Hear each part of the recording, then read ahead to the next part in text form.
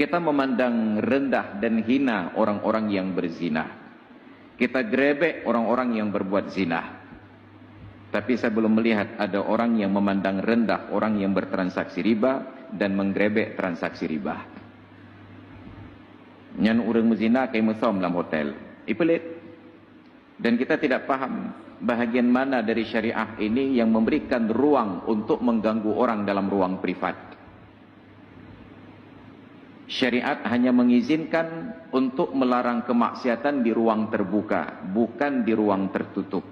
Maka salah satu syarat dari amar ma'ruf nahi mungkar adalah ayyakunal munkaru zahiran bila tajassusin, bahwa kemungkaran itu terlihat nyata di ruang terbuka tanpa harus dimata-matai. Tapi syariat Islam di Aceh dibalik.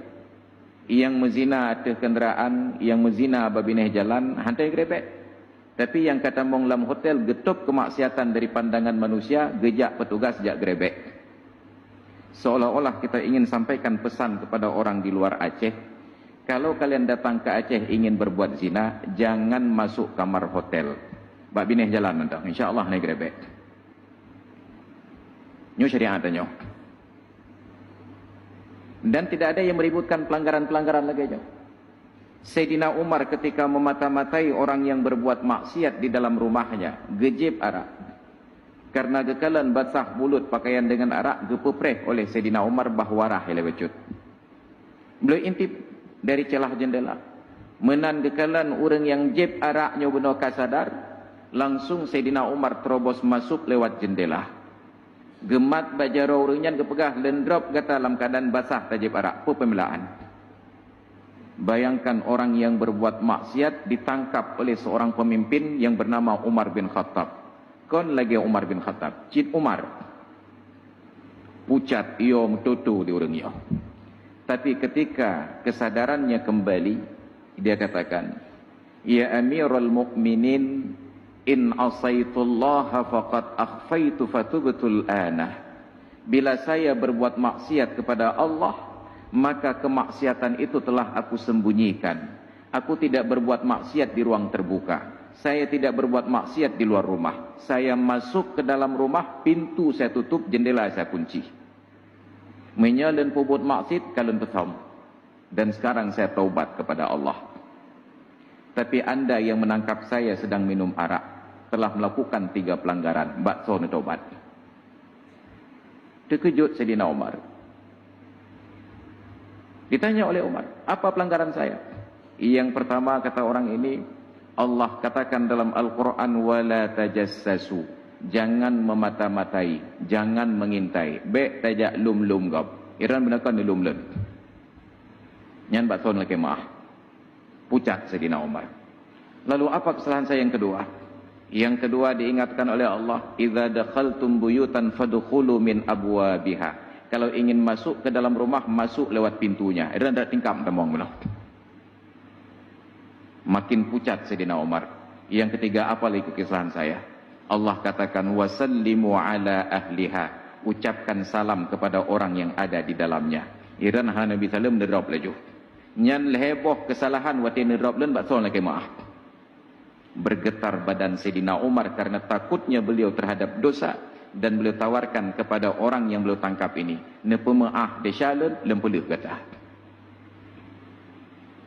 Bayangkan ini syariat Islam.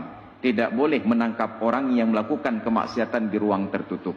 Karena tidak boleh mengintai-ngintai kesalahan. Menyetalum-lum urang, ben anda pegah, katanya yang awam, dum abu-abunya mentang dia desyah. Tapi pakan terjejit dang atau mimbar lagi alun tuan ba'urajau. Karena dia syahadanya getup oleh Allah Ta'ala. Maka Rasulullah katakan, kullu ummati mu'afa illal mujahirin. Setiap umatku itu dimaafkan kesalahannya oleh Allah, kecuali orang yang pamer. Jak pelemah-pelemah maksud. Wa minal mujaharati.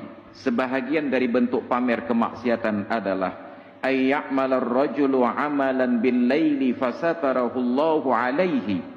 Ada seorang yang berbuat maksiat di waktu malam. Allah sembunyikan kejahatan dan maksiatnya di dalam gelapnya malam. Fayusbiha fayaqulu amiltu kadza wa kadza fil barihah. Tapi ketika waktu pagi datang menjelang, dia bercerita, tadi malam saya buat maksiat seperti ini, saya buat maksiat seperti ini. Menyobandum aib kita nyo gepahah oleh Allah. Hana mutirau deng ketujut seun kupiah. Maka kita tidak disuruh untuk berburuk sangka, tapi disuruh berbaik sangka. Tapi sayangnya, orang yang mezina, kita tangkap, kita grebek. Sedangkan orang yang bertransaksi riba, yang konon dosanya lebih besar daripada 36 kali orang berbuat zina. Dapat sejuk ulang. Merompok kucuran kredit dengan transaksi riba, umpamanya 100 juta atau 1 miliar, nyandum bahagia di orang yang merompok ribanya benar, geundang tengku, geundang abu, nelangkah rumah tu malam syukuran bacut. Syukuran tu, syukuran merompok riba. Nyantam doa mengetah lah. Bermudah rezeki, berselamat, iman, panjang umur. Pekan hanti gagau tajak mendoa bahawa orang berzina. Wa ahallallahu al-bay'a wa harrama riba. Allah halalkan jual beli dan Allah haramkan riba. Maka pernyataan panena bank konvensional non bank syariahnya sabancit. Muwa bak kalimat dia. Na'udzubillah summa na'udzubillah.